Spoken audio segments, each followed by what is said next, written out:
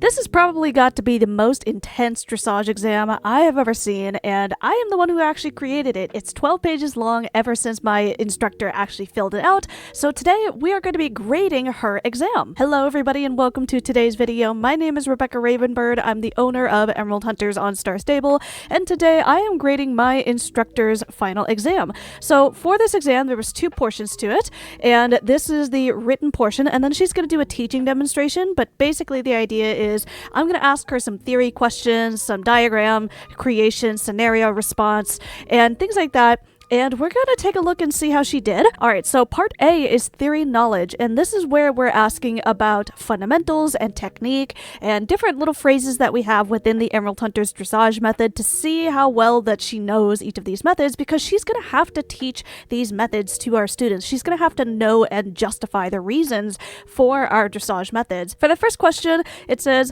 I would rather you perform the wrong move in time rather than the correct move late, or I would rather you perform the move in the wrong direction in time rather than the correct direction late. And what does that mean?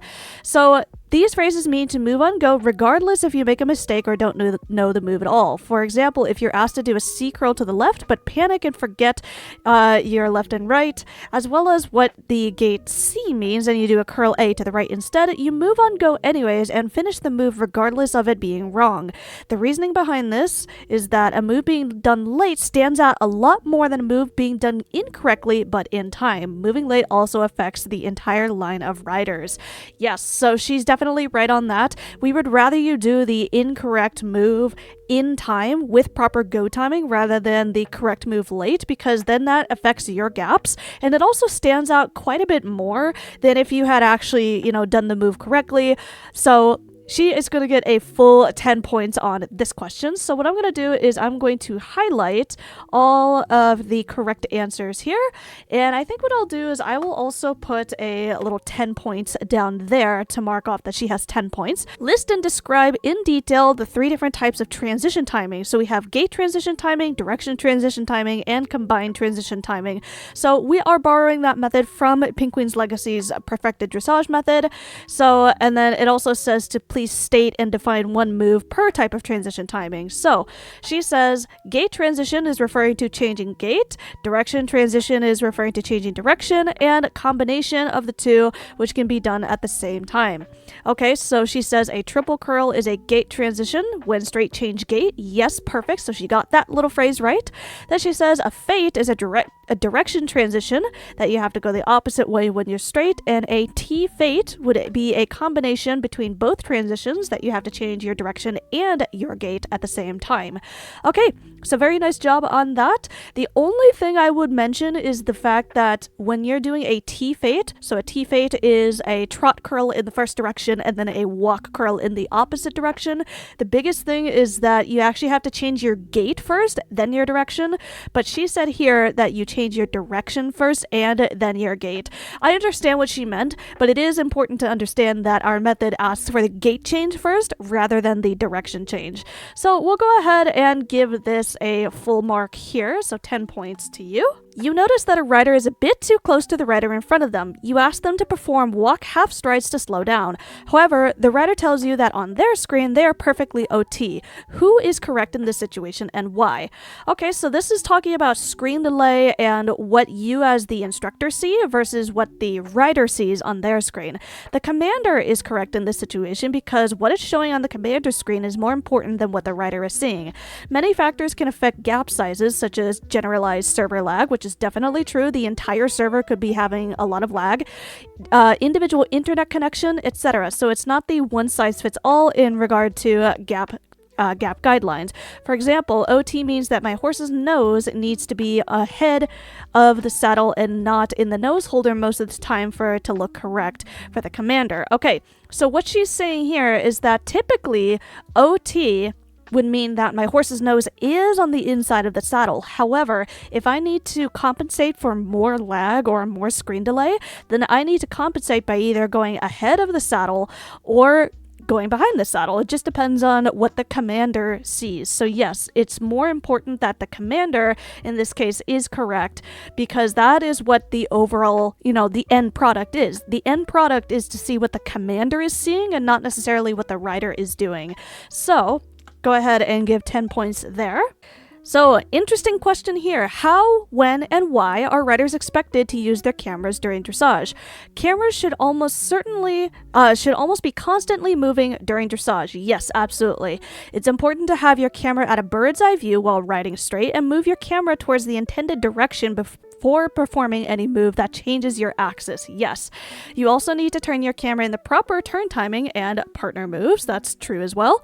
This is to give yourself as much visualization as possible to help maintain straightness, gaps, and timing. Yes. So, the question about, okay, how do you move your camera? She mentioned at a bird's eye view. That's perfect. When should you move your camera? Okay, so constantly moving is definitely important as well.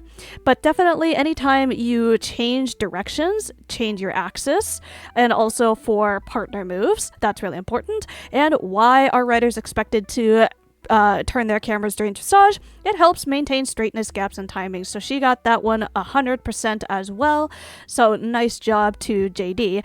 By the way, her name is JD, so like I said, this is an exam that all of our instructors have to take. I might actually have to trim down this exam a little bit just because it's so long, but the idea is to really make sure that she is very solid in her foundations of theory and move knowledge, so that way when she's teaching the actual dressage that she has to teach, she's very knowledgeable, she's very aware, and she's very well prepared to actually teach. Alright, so up next she has to talk about different types of alignments here and how these alignments should look both on the rider screen and the commander screen.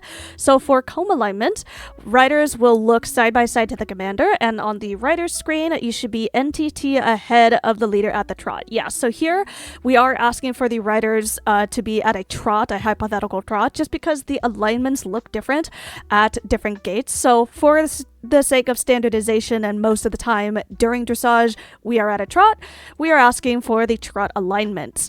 So for waterfall alignment, let's see, riders will look NTT from each other to the commander. On the rider screen, you should be OT with the person that was in front of you at the trot. Okay, so that's kind of on the right track. So with the waterfall alignment, the biggest thing as the commander, they should look staggered with each other. So riders should look in the windows of each other, which she is theoretically correct. You kind of look NTT across from each other, but I think the more accurate term here would be that they were staggered. So let's see. For tier alignment, riders should look comb aligned with the commander, and then on the rider screen, you should be half horse from the person ahead of you and NTT in front of the person beside you at the trot. Okay, so tier is correct.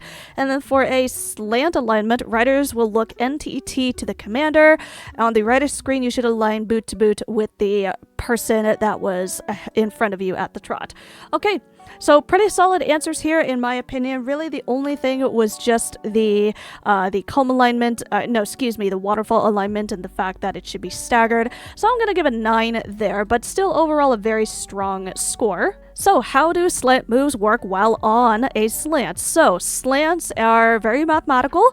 Slants are a lot of fun to do, but you also have to be really mathematically and conceptually prepared to do slants. How do slant moves work while on a straight line, and give examples of your explanations? So she says, slant moves are honestly one of my weaknesses, but as far as I know, they are performed like moves done on a straight line, only that your axis is slanted. Yes, that's a really good mindset. So thinking about slants as just regular straight lines will really help you figure out where you end up when you do these slant moves.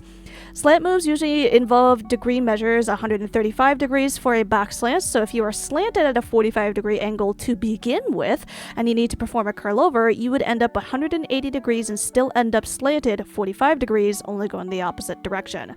Okay, so I think the fact that she highlighted this in orange kind of represents the fact that, like she quite literally said, they are honestly one of my weaknesses. So the thing is, with slant moves, if you are on a slant already, so you're on a slant, and you do a slant move, that'll always lead you to being straight.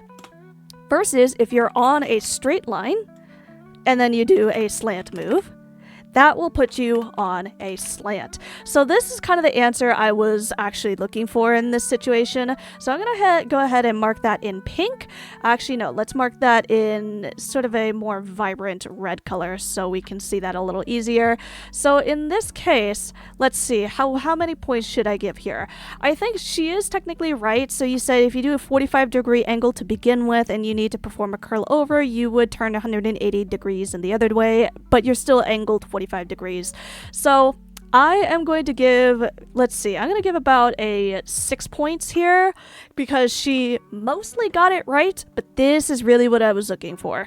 So solid answer, but again, here's the mathematical kind of concept here. Fill in the blank. When approaching a wall at a comb, all riders should turn towards their leader. Yes. Okay, very easy one. Nice, easy 10 points for you. What is the difference between a meter line and a quadrant line? And then explain why meter lines and quadrant lines are important in our method and discuss how meter lines are measured.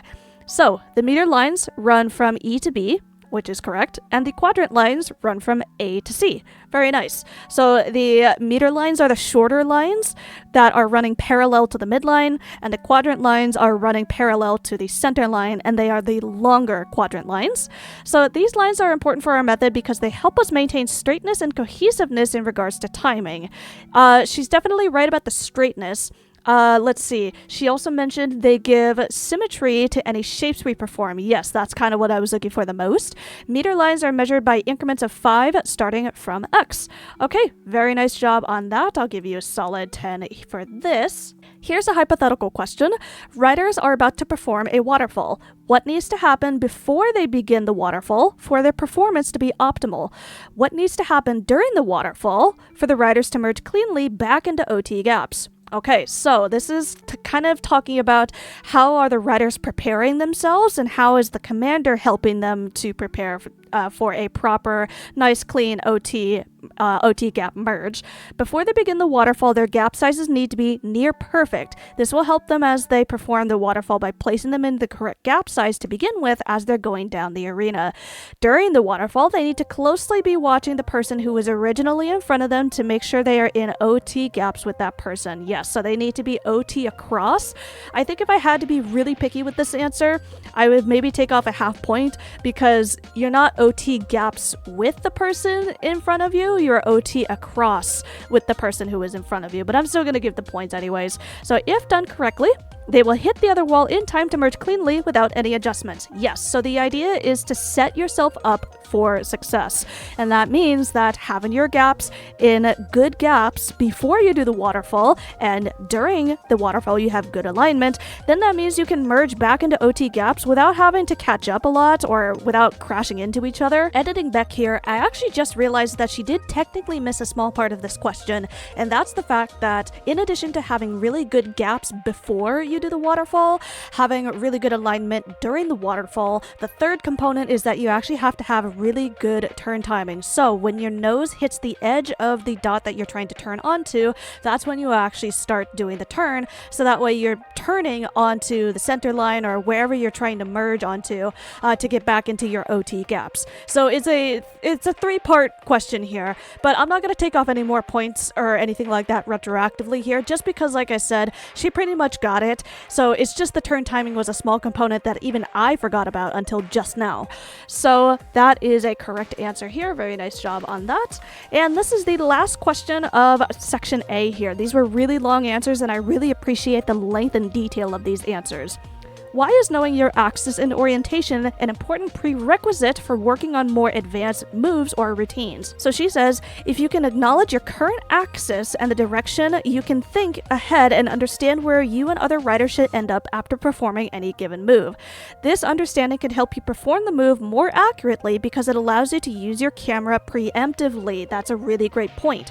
More advanced moves don't necessarily use arena dots as guides, so understanding your axis and direction without those as crutches practices are necessary in upper levels.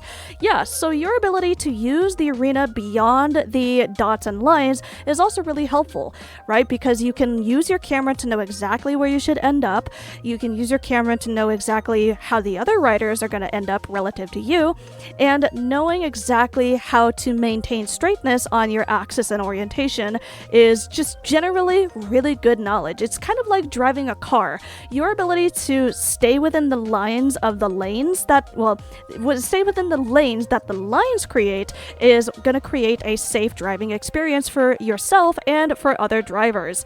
So I hope that kind of makes sense, that little analogy there. So you get a solid 10 points for that question there.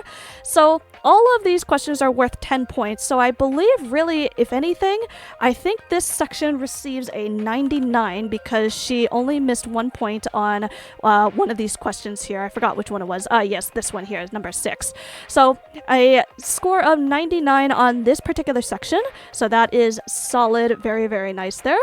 And we're going to go ahead and move on to the next section, which, let's see what that is. Move knowledge. So this is kind of just more simple, like vocabulary kind of thing, but it gets a little more intense later on. For the first question, she has to define a triple curl. So that a triple curl is a walk curl, trot curl, and canter curl, all in the same direction. So it was very important that we mentioned that all of the curls are in the same direction there. So you get 10 points on that. Very nice.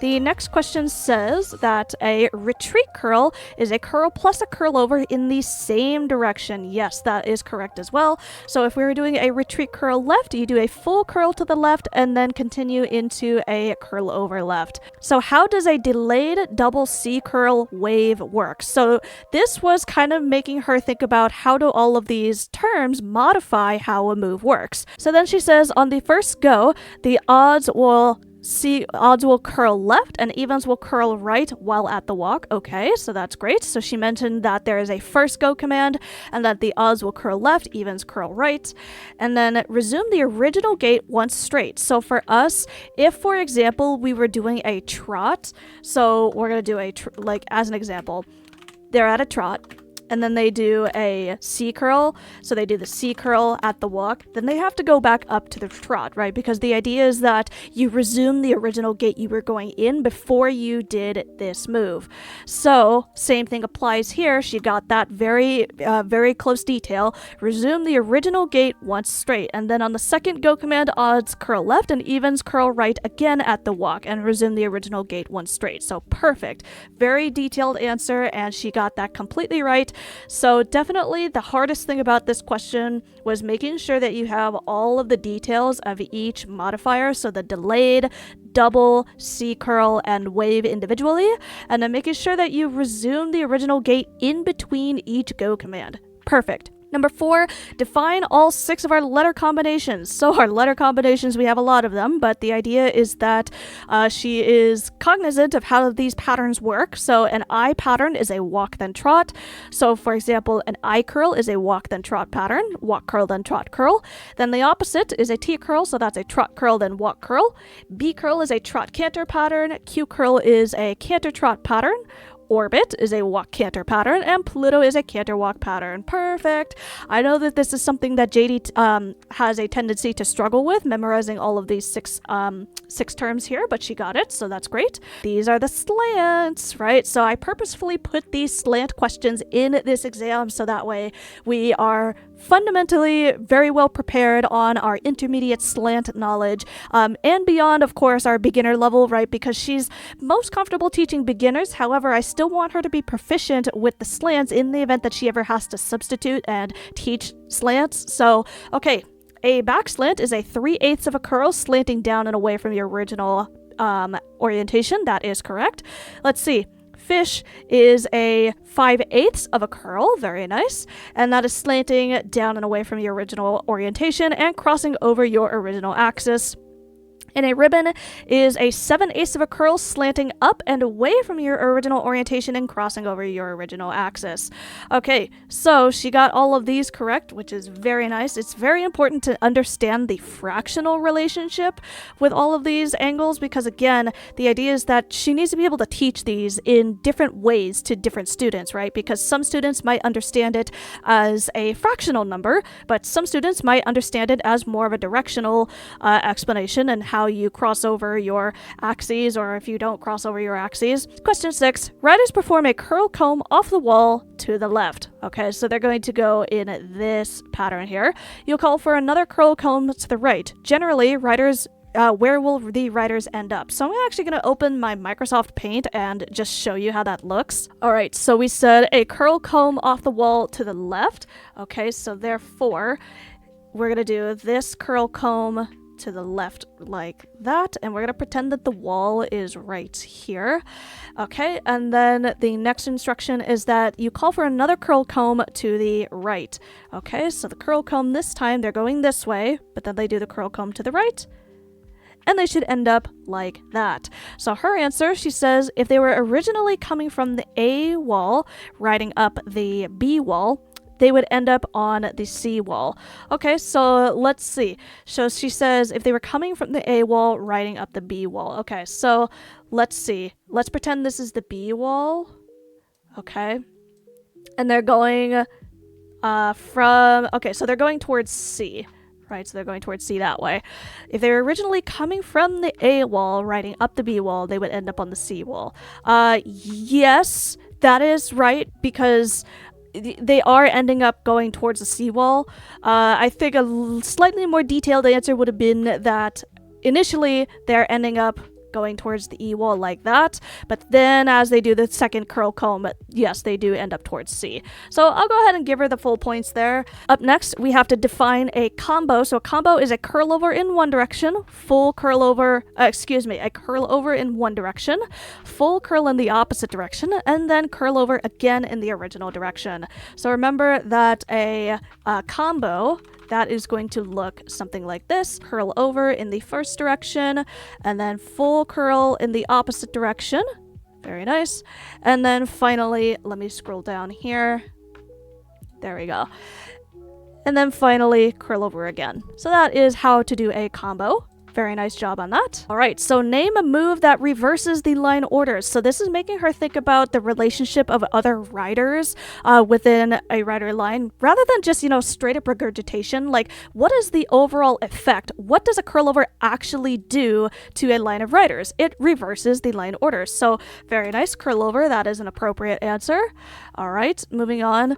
Name a move that changes your axis. A keyhole, very nice, right? So a keyhole, remember that when you're doing a keyhole, that's a 3/4 of a curl. So you're going to start on this axis right here, but when you do the keyhole like that, you are going to then end up on this axis and that orientation like that. So nice job. That is an easy 10 points for you. And then name a move that changes both your orientation and your line order, but not your axis. Ooh, curl over. Okay, so we noticed here that she was not quite sure of this answer. So that move would be a bear. Okay, so for a bear, let's go ahead and mark this. So we have our main, this is our current axis right now. Okay, so then what we're looking for is a move that changes your orientation. So your orientation is the direction that you're facing. So let's say we are all going this way right now, but we want to change our orientation and the line order, but not the axis. So we want to stay on this black axis right here the entire time. So like I said, if we have rider number 1 right here, and then we have rider number 2 right here, and they do a bear, boom, they stay right on that axis, but rider number 2 ends up in front of rider number 1. So there we go. That is our answer for that question there. So unfortunately, I'm going to have to give that answer a 0. But overall, she did fine on all of the other questions here. So let's see. What did we say? These were all 10 points each. So therefore, That is a 90 on this section. She's doing very well. All right, so we're going to do only one more section, and this is about lesson planning. So there are only 4 questions in this part here, but each question is now worth 25 points. So it's really important that for the lesson planning sequence, that she is able to justify why lesson plans are so important, what the structure of a lesson plan is, and how to kind of classroom manage a little bit. Why is the structure of a lesson plan so important? She says, it's important because it's the skeleton of the lesson. It holds all the good bits together. Having a lesson plan is a guide not only for the instructors, but for the students as well, as you can post the topics that will be covered for the lesson. It helps the instructor manage their time, cover the necessary curriculum, and stay focused on the task at hand. A good lesson plan also includes emergency tools like game-related content if you finish too early, or different ways of explaining a move that is often hard for students to understand, making you ready for most anything. Yes. So that's a really great way of putting it, because a lesson plan is like a roadmap. Your roadmap will cover a lot of the most important points of your journey. Let's say you're actually taking a road trip somewhere. Your roadmap helps you, guide you where you're supposed to go, but it doesn't have all the details necessarily, in the sense that you have every single little detail planned out to the T. It's just a guideline. It's just something to help you give structure and reasoning and purpose behind what you're teaching. Because if you just teach random moves, if you just go and you run down a list of moves, that doesn't really help the students. It doesn't really benefit the students at all. So having a good lesson plan that actually has a purpose for the students to actually be there is really important. So I'm gonna give a solid 25 points here for this first question. All right, next question. In what ways can a lesson plan have good content but not very engaging? So this is kind of talking about how do you actually manage a lesson. So a lesson plan could be perfectly structured to cover every theory and every move needed for the lesson, including warm-up and time for questions, but the commander could be speaking too quietly, or they could be monotone, or just comes across as not wanting to be there.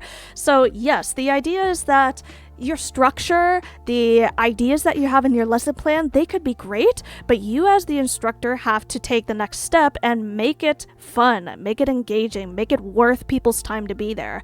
So then she says, the great lesson plan won't matter because the students will be bored out of their mind and likely be watching the clock more than listening to anything being said. Yes, absolutely.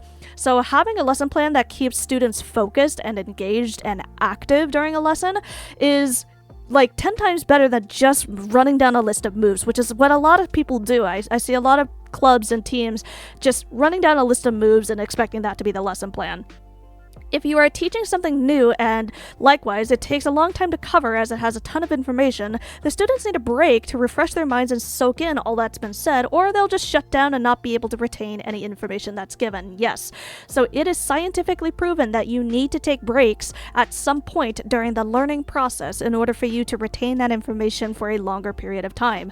So the idea is that taking breaks, even during a 1-hour lesson where you do 30 minutes of practice and then maybe a 5-minute break and then another 25 minutes of learning, that's great, because like I said, like she said, actually, they need time to refresh their minds and soak in all that's been given to them.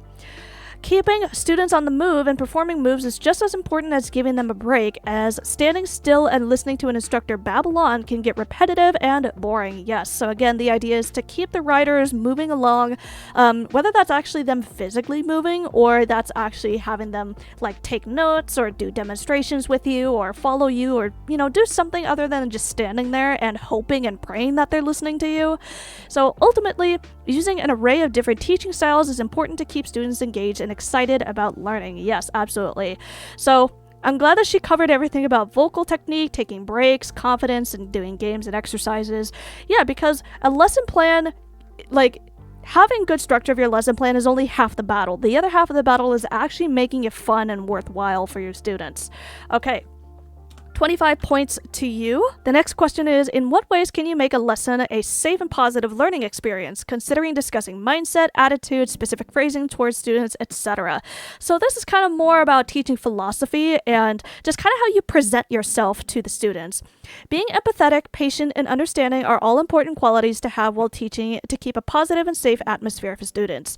If a student makes a mistake, point out the mistake in a positive way of what they did and gently tell them the mistake that they did and how to correct effective for next time, right? So the idea is that when you're giving constructive feedback to your students, you're not being mean to them. You're not trying to, call them out and embarrass them or anything like that. You're trying to help them improve.